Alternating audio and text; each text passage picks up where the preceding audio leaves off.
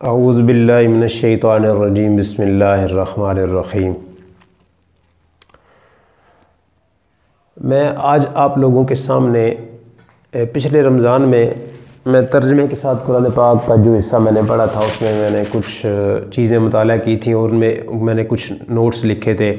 کچھ نشان لگائے تھے کہ کسی وقت یہ بیٹھ کر جو ہے نا ان پر مزید جو ہے وہ مطالعہ کرنا ہے اور مزید ان کے بارے میں معلومات کرنی ہے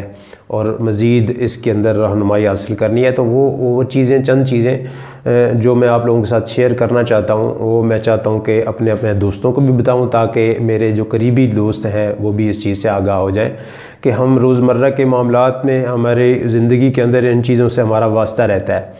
تو ہمیں کسی نہ کسی سٹیج پر کسی نہ کسی جگہ پر ہمیں اس کی ضرورت پڑ سکتی ہے، یا کسی کو حوالہ دینا پڑ سکتا ہے یا کسی کو قائل کرنا پڑ جاتا ہے، تو کسی نہ کسی موڑ پر زندگی میں اس چیز کی ضرورت پڑے گی۔ تو میں جس چیز کی طرف میرا اشارہ ہے وہ ہے 5 علوم ہیں،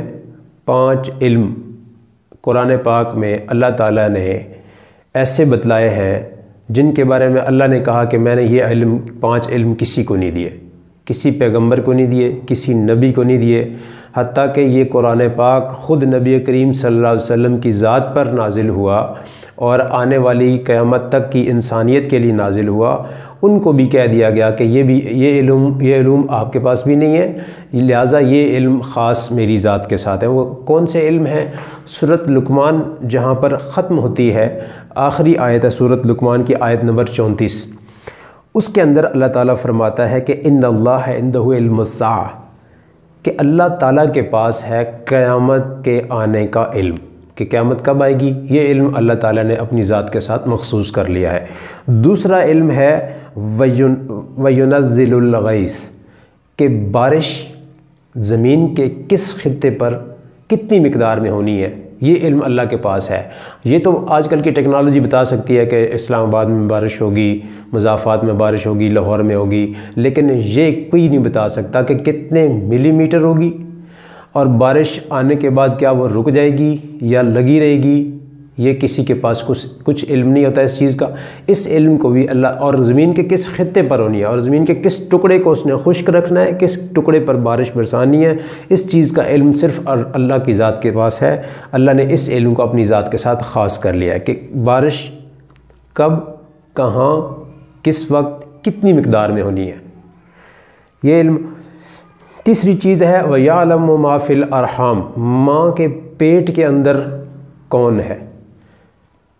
اکثر لوگ، میں ایک دو جگہ پر ڈسکس کیا تو انہوں نے کہا نہیں یار الٹرا ساؤنڈ کروائیں پتہ چل جاتا ہے کہ بچہ ہے یا بچی ہے، تو ان کے لیے میں اکثر ان کو جواب دیتا ہوں کہ یار یہ تو پتہ چل جاتا ہے کہ جنس کیا ہے، بچہ یا بچی ہے، میل ہے یا فیمیل ہے، یہی پتہ چلتا ہے، اس سے آگے کچھ پتہ نہیں چلتا کہ یہ پیٹ میں، ماں کی پیٹ میں عمران خان ہے یا بل کلنٹن ہے یا وہ ٹرمپ ہے یا مودی ہے، یہ تو اللہ کے پاس علم ہے نا کہ یہ آنے والا جو ہے یہ کون ہے، یہ صرف اللہ کے پاس علم ہے۔ اللہ نے اس علم کو بھی اپنی ذات کے ساتھ مخصوص کر لیا ہے۔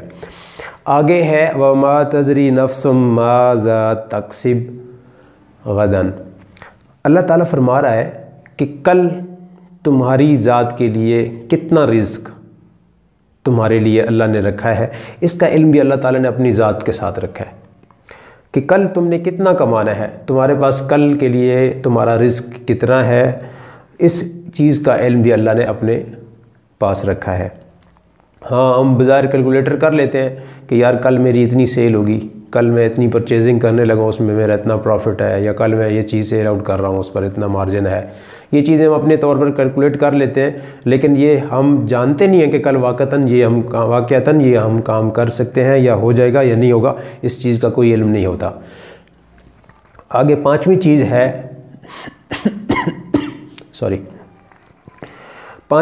ہے وَمَا تَدْرِي نَفْسٌ بِأَيِّ أَرْضٍ تَمُوتُ،